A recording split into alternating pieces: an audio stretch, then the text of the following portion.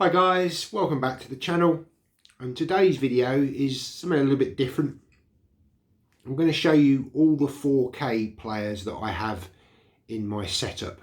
So I'm lucky enough to have my own room that I can watch films on, and I do have a projector and a sound system, and I might do some future videos showing the projector in a bit more detail and maybe move on to the amplifier.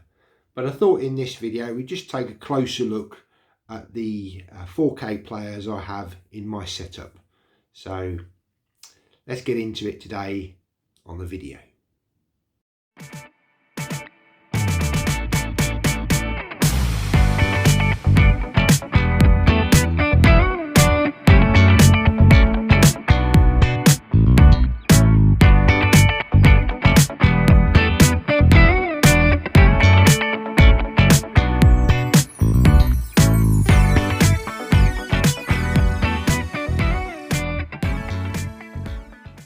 So welcome back to the channel. So yeah, if you're new here, my name is Matt, and this channel is all about movies, TV, special editions, limited editions, 4Ks, Blu-rays, DVDs and VHS. But I'm also going to show you a few little videos just showing my setup, the sort of home cinema side of things. I've always been interested in the home cinema side of a setup. I know a lot of people are just content with the televisions and a sound bar. I've gone one stage up from that. It's still a budget cinema, but I have a projector, I have an 84-inch pull-down screen, I have an amplifier, and along with it I've got some 4K players. Now one of these 4K players is sort of hooked up to the television in the living room, just for general use. So I'm going to include it in this video, but yeah, I just want to show you the other players and sort of what they are, sort of, yeah, go into a bit more detail. Okay, so the first player is the player which is hooked up to the television. So this is a Panasonic UB320. Quite a basic player. I got this second hand off of eBay. You can see on the back there that you've got the HDMI port, a LAN port and the power cable. There's no other connections to this. There's a little bit of a fan there, but it's region B locked and region 2 DVD. Like I say, it produces a fine 4K picture. There's no extra bells and whistles with this one. I will put up the menu system as well, so you can just see sort of the, you know, what's on the menus of this player. The disc tray just merely comes out. There's no flap or anything like that. There is a USB connection on the front there, and you've got the eject and the power. Oh no, sorry, the power button there. On the top you've got the eject and the power on button. Quite a basic player, but it does have HDR10 on it, yeah, it does the job, and it was quite a cheap player. Unfortunately, I don't have a remote control for this. This was the sort of way I got it quite cheap, but I'm lucky because I do have a Panasonic LCD TV, and the remote control does have a sort of play, pause, stop function on it, fast forward, etc. So it works incompatible with this. So yeah. So up next is the UB900 THX certified. So again, this was a refurbished model that I got on online. I think it was on eBay. We'll take it round the back. Now you can see there's a few more connections on the back here.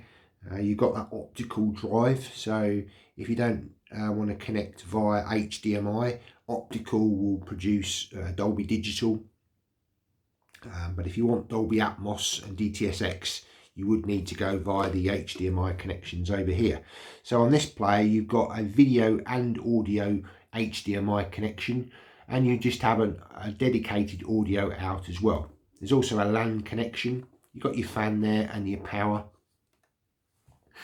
You've also got some audio out coaxials.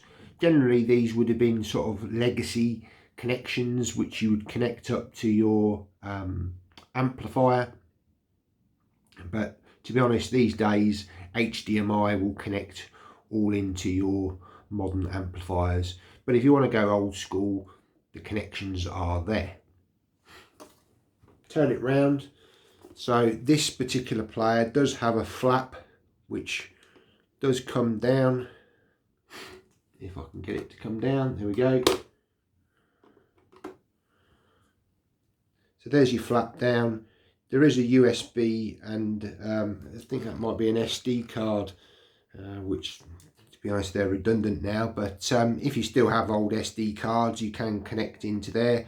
You'll have your display on there, which when this comes back up the display will be shown. On the top is a brushed metal sort of effect, and there are some touch buttons. So you've got the power on and the eject button. What's also nice about that player is you do get this really nice remote control, which does have a light, and if I press that, it's not going to come up here, but there is a light which comes on. You've got all your connections on here. You've got picture settings, sound effects, high clarity, 3D setting, etc. But again, I'll bring up a menu screen just showing you all the connections for this player. Unfortunately, this player has developed some sort of playback issues, which yeah, mainly to do with the sound for some reason. I don't quite understand what's going on with it, but it has frozen at times. So it was a pre-owned player, long out of guarantee. So I was finding I was getting some playback issues with it. So I then had to think about getting another player, which is what we're going to come on to next. Okay, so the latest player that I've got, and there is a video on the channel showing an unboxing of this, but it is the UB820 Panasonic. Fantastic player, this one. The difference with this one is it's chipped. So if you can see there, you've got regions 1, 2 and 3, A, B and C. So 1, 2 and 3 is for DVD, A, B and C is for Blu-ray. So yeah, I got this multi-region player because I do have some region A Blu-rays in the collection, and I do still have some region 1 and sort of some other region DVDs from other countries, which I've never been able to sort of play them.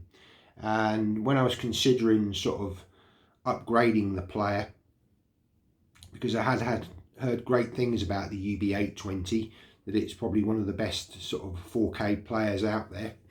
You do have the Panasonic UB900, which is essentially the same as this, but the casing is far more premium, but also the price of that is extremely more expensive. It's like 3 times the price, and unless you've got plenty of disposable money and you're not fussed about, you know, that kind of thing, there's not a lot of difference in the playback, because it's Panasonic and the sort of internals are exactly the same on the UB820 as on that UB9000.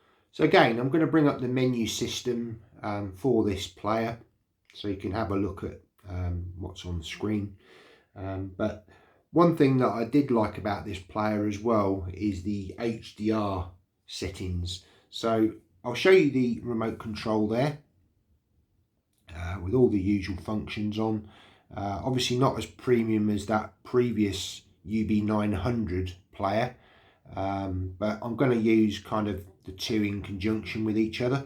But the difference being on this player is you've got the HDR setting there, which allows you to go in and actually adjust the HDR depending on on your requirements. Now this player does actually have Dolby Vision capability, which currently I don't have the equipment to be able to decode Dolby Vision visually, so I don't have that on my television, or the projector is only HDR10. I may be looking at some point to sort of upgrade the television, probably to an OLED screen, so in the future that I'm sure probably will have Dolby Vision on it. So with this player I'm kind of future proofing that kind of thing. I know they have sort of mentioned now that there will be Dolby Vision 2 coming down the line, but to be honest I think that's only going to be available on certain televisions initially.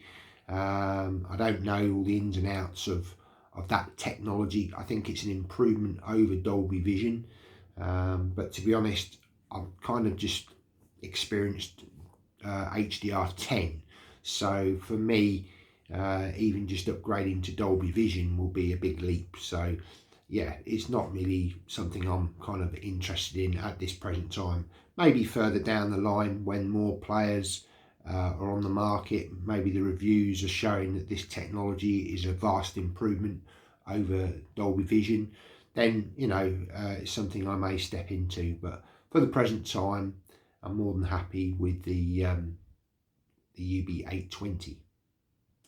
And also on the sound side of things, these two players, well actually the three players, will all decode Dolby Atmos soundtracks and DTS-X. Well, they send the signals to the amplifier. Obviously the smaller player, the UB320, that's not connected up to the amplifier, so yeah, that's just being connected to a sound bar, which is a Dolby Digital sort of setup. So, but certainly for the UB820 and the UB900, they're able to send signals to the receiver, so it can decode both of those formats. Okay, so then the final 4K player, well, it's technically not a 4K player, but it was the first device that I got for 4K capability before I jumped into buying players, and that is the Xbox One S. So a games console. It was the first games console to have 4K playback on it, and at the time PlayStation had moved away from putting a 4K player in their PlayStation 4. They just stuck with the Blu-ray, and then with the first iteration, I think, of the PlayStation 5, again it was just a Blu-ray drive. I think on sort of more modern models of the PlayStation 5, they now have included a 4K drive, but PlayStation and Xbox, I think, are going down the digital route now, so the newer consoles coming out are digital only. If you want to buy the 4K drive, that's extra money. Obviously there are sort of previous iterations that you can buy, but yeah, at the time of buying this, it was the cheapest way of getting a 4K player into the home. We've also got the connections on the back, which I'll show you. So you've got the, again, the LAN connection, you've got the optical connection, which I do use. I do have a pair of Dolby Atmos headphones, which I connect the optical to, so I can listen to, well, a pseudo Dolby Atmos. It's not the full experience, but I'll show you on the menu system for this as well that there is actually a Dolby Atmos app that you can download. You do have to pay for it, which I did pay a one-off fee. I think it was about £12, and it does allow you to have Dolby headphones or the Dolby Atmos connected to a receiver. And again, you would connect your receiver to the HDMI ports.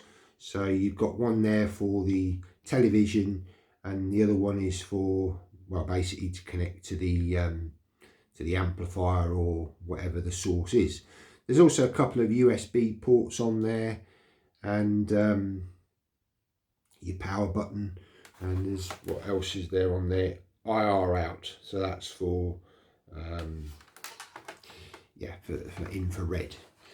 There's also a remote control which I did buy separately for this, which is here.